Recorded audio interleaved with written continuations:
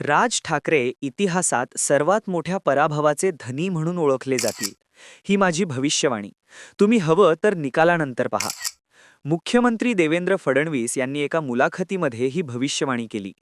ज्या नेत्याने 2006 मध्ये शिवसेनेला पर्याय म्हणून धडाक्यात सुरुवात केली, ज्यांच्या 2009च्या निकालाने प्रस्थापितांना घाम फोडला, त्यांच्याबद्दल चक्क संपण्याची भविष्यवाणी केली जाते. पण फडणवीस असं का म्हणतायत? खरंच राज ठाकरेंचा निर्णय चुकलाय का? फडणवीसांची भविष्यवाणी खरी होईल का? आजच्या व्हिडिओमध्ये सविस्तर चर्चा करूयात. कोणताही राजकीय पक्ष असो, त्यांचं यश हे त्यांच्या मतांच्या टक्क्यांवर आणि जिंकलेल्या जागांवरच अवलंबून असतं. तुम्ही जर मनसेचा प्रवास पाहिला तर तो एखाद्या रोलर कोस्टर राईडसारखा दिसतो, जो आता फक्त खालीच जात असल्याचं दिसतंय. 2009च्या निवडणुकीत मनसेने धडाकेबाज सुरुवात केली.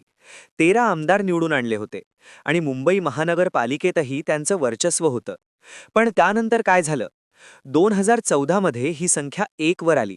2019 मध्ये सुद्धा एकच आमदार आणि 2024च्या निवडणुकीत मनसेचा आकडा शून्यावर येऊन ठेपला.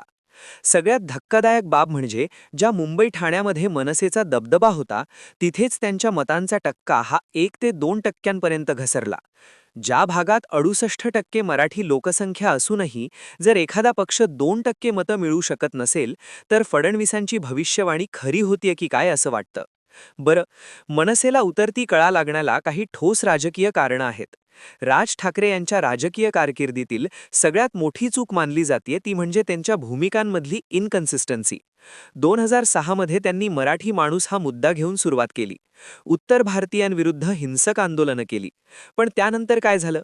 2014 मध्ये त्यांनी नरेंद्र मोदींच्या विकासाच्या मॉडेलचं समर्थन केलं. 2019 मध्ये तेच राज ठाकरे लाव रे तो व्हिडिओ असं म्हणत मोदींच्या विरोधात सगळ्यात मोठे प्रचारक बनले. आणि 2024 येता येता त्यांनी पुन्हा मोदींना बिनशर्त पाठिंबा दिला.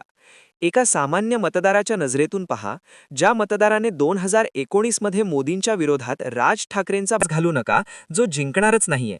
यालाच परसेप्शन बॅटल असं म्हणतात. पण मनसेच्या गेल्या 10 वर्षांच्या कामगिरीकडे जर पाहिलं तर फडणवीसांचे शब्द केवळ राजकीय नसून ते आकडेवारीवर आधारित वास्तवही असू शकतात. पण राज ठाकरेंकडे आजही शस्त्र आहे, त्यांचं वक्तृत्व आणि मराठी अस्मिता. जर या महापालिकेत त्यांनी मुंबईत मराठी महापौर बसवण्याची किमया केली तर फडणवीसांची भविष्यवाणी चुकीची ठरेल. पण जर पुन्हा एकदा मनसे शून्यावर बाद झाली तर मात्र राज ठाकरे खरोखरच इतिहासातील सगळ्यात मोठे पराभूत नेता म्हणून ओळखले जातील, हे नाकारता येत नाही. तुम्हाला काय वाटतं? फडणवीसांची भविष्यवाणी खरी ठरेल का? राज ठाकरे खरोखरच संपतील की ते पुन्हा कमबॅक करतील? कमेंट्समध्ये तुमचं मत नक्की कळवा आणि अशाच व्हिडिओसाठी आवाज महाराष्ट्र सबस्क्राईब करायला विसरू नका. जय हिंद.